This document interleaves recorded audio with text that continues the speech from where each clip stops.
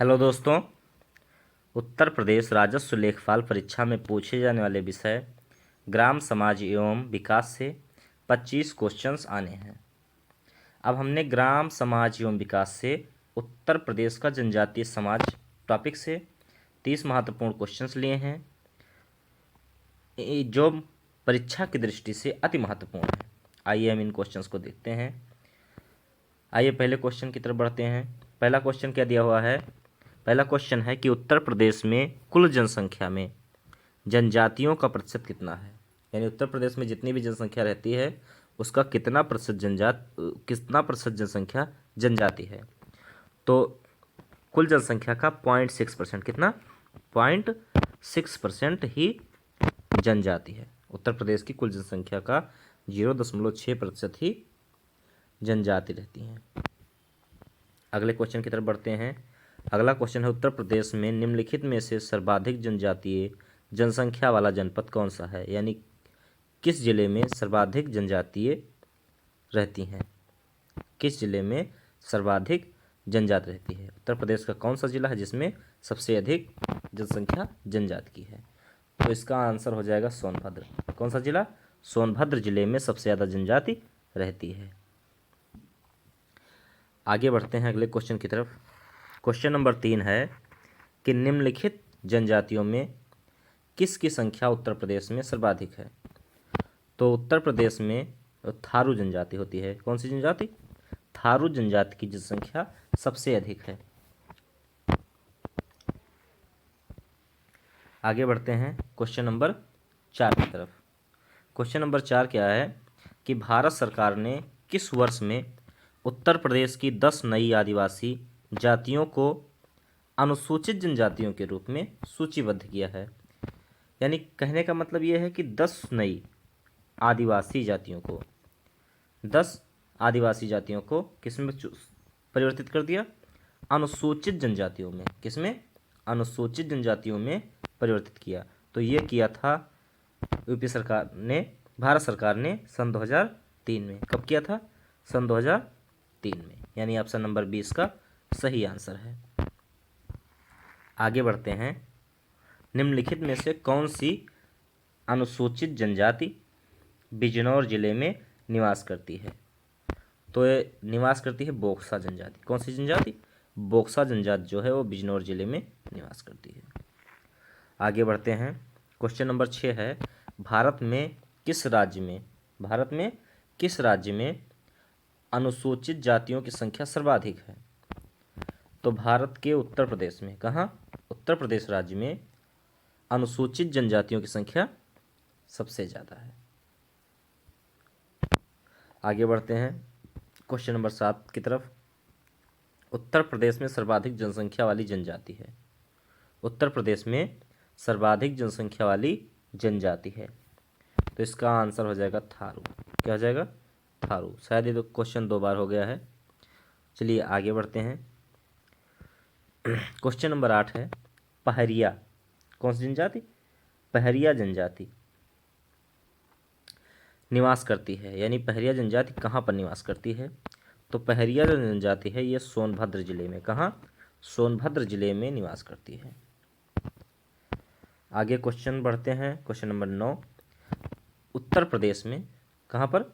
उत्तर प्रदेश में किस जनजाति में दीपावली को शोक के रूप में मनाते हैं, यानी ये दुख के रूप में मनाते हैं इसे? तो ये है थारू जनजाति। कौन सी जनजाति? थारू जनजाति। थारू जनजाति दीपावली को शोक के रूप में मनाते हैं। चलिए आगे बढ़ते हैं क्वेश्चन नंबर 10 की तरफ। कह रहा है कि बांदा जनपद। कौन सा जनपद? बांदा जनपद के पाठ क्षेत्र में। किस क्षेत्र में? पाठा क्षेत्र में। ये गलत हो गया है, ये होना चाहिए पाठा। क्या होना चाहिए? पाठा क्षेत्र। बांदा जनपद के पाठा क्षेत्र में के मुख्य निवासी हैं। यानी पाठा क्षेत्र में कौन सी मुख्य आदिवासी मतलब जनजाति निवास करती है? तो बांदा जनपद के पाठा क्षेत्र में कौन सी मुख्य जनजाति निवास करती है? तो ये करती है खरवार जनजाति। कौन सी जनजाति? खरवार। यानी ऑप्शन नंबर डी इसका सही आंसर है। आगे बढ़ते हैं। क्वेश्चन नंबर 11 देखते हैं क्या कह रहा है। कह रहा है कि थारू। क्या कह रहा है? थारू लोग का निवास कहाँ है? थारू लोग का निवास कहाँ है? तो उत्तर प्रदेश में सर्वाधिक जनसंख्या किसकी है? थारू की, यानी इसका आंसर हो जाएगा उत्तर प्रदेश। क्या हो जाएगा? उत्तर प्रदेश। आगे बढ़ते हैं।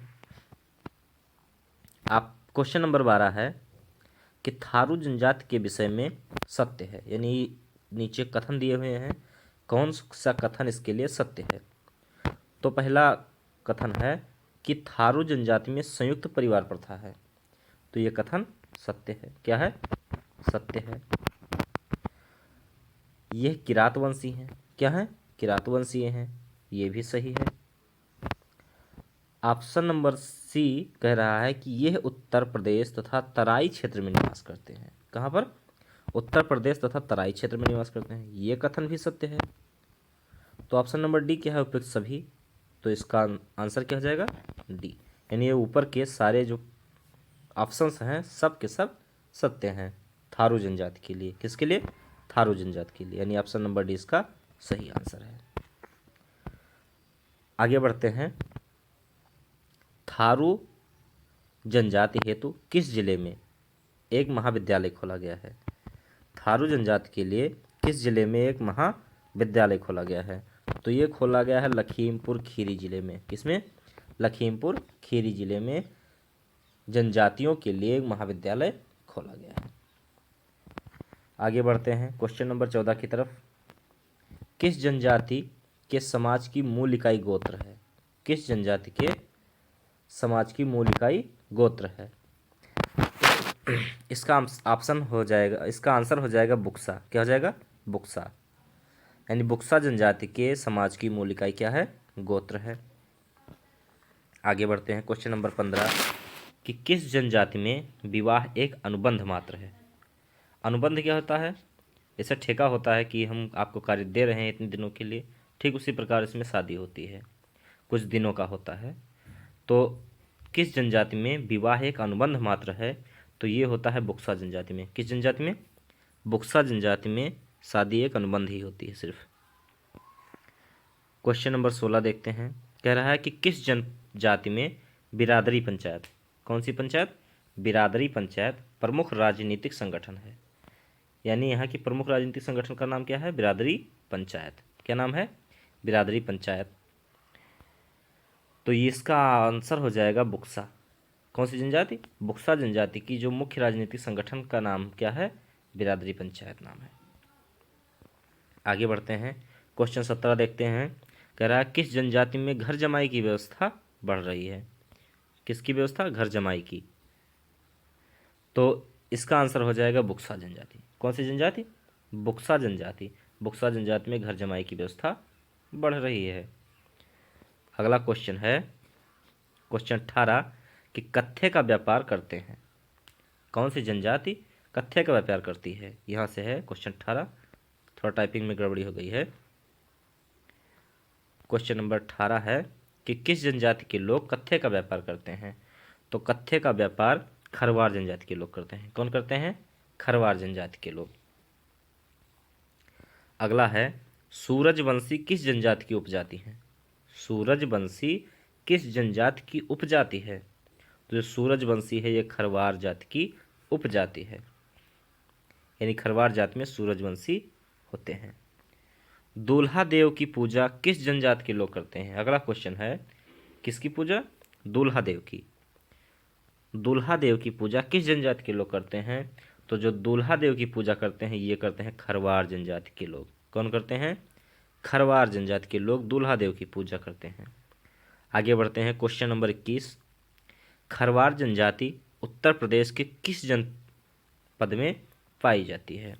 तो जो खरवार जनजाति है ये देवरिया, मिर्ज़ापुर, सोनभद्र इन तीनों जिलों में पाई जाती है, यानी ऑप्शन नंबर डी इसका सही हो जाएगा। इन सभी में, इन सभी में ऑप्शन नंबर डी इसका सही आंसर है। आगे देखते हैं किस जनजाति में बदला विवाह की प्रथा पाई जाती है? किस जनजाति में बदला विवाह की प्रथा पाई जाती है?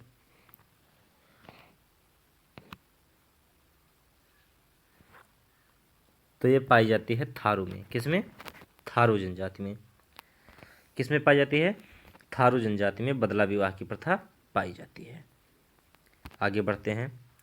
क्वेश्चन नंबर 23 कह रहा है कि किस जनजाति में विधवा विवाह की प्रथा पाई जाती है?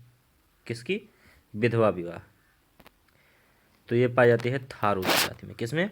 थारू जनजाति में विधवा विवाह की प्रथा भी पाई जाती है, यानी ऑप्शन नंबर डी सी इसका सही आंसर है। क्वेश्चन नंबर 24 है बजहर। बजहर नामक त्यौहार, कौन सा त्यौहार? बजहर। बजहर नामक त्यौहार कौन सी जनजाति मनाती है? बजहर नामक जो त्यौहार है वो भी थारू जनजाति ही मनाती है। थारू जनजाति क्या मनाती है? बजहर नामक त्यौहार मनाती है, यानी ऑप्शन नंबर ए इसका सही आंसर है। अगला क्वेश्चन देखते हैं। क्वेश्चन नंबर 25 कि कर्मा, कौन सा? कर्मा लोक नृत्य किस जनजाति का है? ये अति महत्वपूर्ण, वेरी इंपॉर्टेंट क्वेश्चन है। क्या है? Very important, very important question है। कर्मा लोक नृत्य, ये कई बार परीक्षाओं में पूछा जा चुका है, यूपी की कई परीक्षाओं में पूछा जा चुका है। कर्मा लोक नृत्य किस जनजाति का है? तो कर्मा लोक नृत्य जो है ये खरवार जनजाति का है। किस जनजाति का है? खरवार जनजाति का। आगे बढ़ते हैं। क्वेश्चन नंबर 26 किस जनजाति के लोग लठभरवा, लठभरवा भोज देते हैं? कौन सा भोज देते हैं? लठभरवा भोज। किस जनजाति के लोग लठभरवा भोज देते हैं? तो लठभरवा भोज थारू जनजाति के लोग देते हैं। कौन देता है? थारू जनजाति के लोग लठभरवा भोज देते हैं। अगला क्वेश्चन है कि किस जनजाति में बहुपत्नी विवाह का भी प्रचलन है? तो बहुपत्नी विवाह का प्रचलन थारू जनजाति में है। किसमें है? थारू जनजाति में बहुपत्नी विवाह का प्रचलन है, यानी कई शादियां कर सकता है एक व्यक्ति। क्वेश्चन नंबर 28 है कि किस जनजाति का उल्लेख महाभारत में मिलता है? किस जनजाति का उल्लेख महाभारत में मिलता है? तो महाभारत में मिलता है माहीगिर, यानी माहीगिर जनजाति का क्या मिलता है? उल्लेख मिलता है। ये माहीगिर किस धर्म को मानते थे? इस्लाम धर्म को। किसे? इस्लाम धर्म को। माहीगिर जो जनजातियां हैं इस्लाम धर्म को मानती थी। तो यदि आपसे क्वेश्चन ये भी पूछ ले कि कौन सी जनजाति इस्लाम धर्म को मानती है, कौन सी जनजाति इस्लाम धर्म को मानती है, तो इसका आंसर हो जाएगा माहीगिर। क्या हो जाएगा? माहीगिर। चलिए अगले क्वेश्चन की तरफ बढ़ते हैं। क्वेश्चन नंबर 29 है कि किस जनजाति में शिवलिंग बांस का होता है? किस जनजाति में शिवलिंग बांस का होता है? तो इसका आंसर हो जाएगा थारू। क्या हो जाएगा? थारू, यानी थारू जनजातियों में शिवलिंग बनाए जाते हैं। किसके बनाए जाते हैं? बांस के बनाए जाते हैं। आगे बढ़ते हैं अगले क्वेश्चन पर। Question number 30। क्वेश्चन नंबर 30 है कि उत्तर प्रदेश में जनजातियों की जनसंख्या कितनी है? किसकी? जनजातियों की जनसंख्या। तो जनजातियों की संख्या उत्तर प्रदेश में 11,34,273, यानी ऑप्शन नंबर ए इसका सही हो जाएगा। कितना है? 11,34,273 है। यदि आपको वीडियो पसंद आई है तो आप वीडियो को लाइक कीजिए, चैनल को सब्सक्राइब कीजिए। धन्यवाद।